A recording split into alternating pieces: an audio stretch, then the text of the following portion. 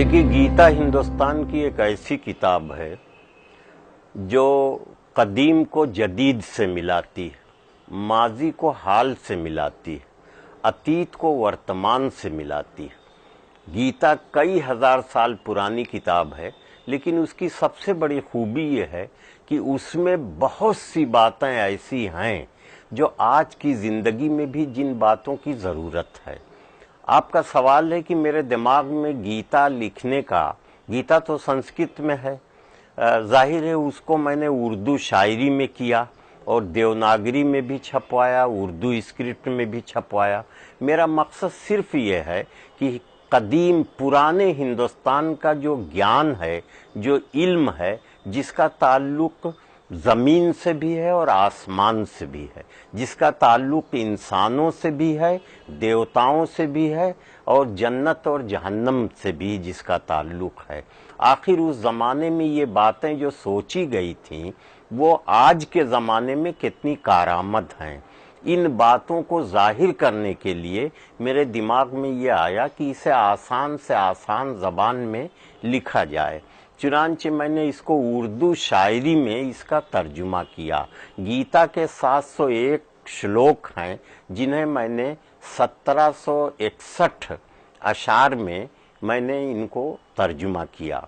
पुराने हिंदुस्तान का जो इल्म है वो आज के इंसानों के लिए कितना ज़रूरी है और उसकी कितनी ज़रूरत है, तो इसलिए मैं दूसरों को समझ करके अपनों को, आज के ज़माने के लोगों को कैसे समझाया जा सकता है, और ये कि हर जगह इल्म है, हर जगह ज्ञान है, हर जगह इंसानियत की खिदमत का जज्बा है, हर जगह इंसानियत से प्यार की भावना है, वो एहसास है। ये सारी बातें मेरे सामने थीं, जिसकी वजह से श्रीमद् भगवत गीता का मैंने उर्दू शायरी में तर्जुमा किया। तो मैं ये समझता हूँ कि मैंने राष्ट्रीय एकता के लिए, कौमी यकजहती के लिए, दिलों को मिलाने के लिए और फासलों को कम करने के लिए मैंने एक बड़ा काम किया है और इसका बदला, इसका सिला मुझे ज़रूर मिलेगा, इसी ज़िंदगी में मिलेगा।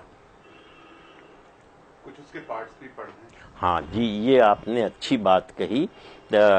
गीता में देखिए, मैं आपको उसका पहला श्लोक बताऊं। गीता का पहला श्लोक ये है कि अंधे धृतराष्ट्र ने संजय से पूछा, बताओ युद्ध क्षेत्र और धर्म क्षेत्र में मेरे और पांडवों के बेटों का क्या हाल है, या वहां पर क्या हो रहा है। सिर्फ इतनी सी बात है। इस बात को मैंने जब शायरी में फैलाया कि कम से कम मालूमात रखने वाला शख्स भी गीता की शुरुआत को समझ ले, तो मैंने यूं बात शुरू की कि धृतराष्ट्र आंखों से महरूम थे, धृतराष्ट्र आंखों से महरूम थे, मगर ये न समझो कि मासूम थे। उन्हें भी थी ख्वाहिश कि दुनिया है क्या, अंधेरा है क्या और उजाला है क्या। वो एक शख्स संजय पड़ा जिसका नाम, वही उनसे आखिर हुआ हम कलाम। उसे रब ने ऐसी नजर बख्श दी कि बिन देखे हर एक शय देख ली। धृतराष्ट्र राजा भी थे, बाप भी, समझते थे वो पुण्य भी पाप भी, मोहब्बत से बेटों की सरशार थे, अजब तरह के वो भी किरदार थे। उन्हें भी थी ख्वाहिश कि सब जान लें, सभी लड़ने वालों को पहचान लें।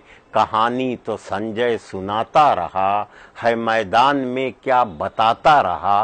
वो मैदान जो था जंग ही के लिए, वो मैदान जो था जंग ही के लिए, वहीं से जले धर्म के भी दिए, वहीं से जले धर्म के भी दिए।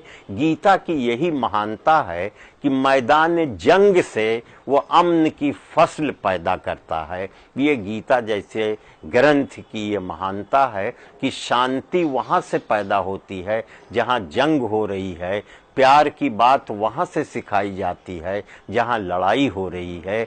यही गीता की बड़ी महानता है। और एक महानता गीता की जो है, जो मेरे समझ में आई, कि ये दुनिया की पहली किताब है जिसमें बगैर तर्क के कुछ नहीं माना जा रहा है।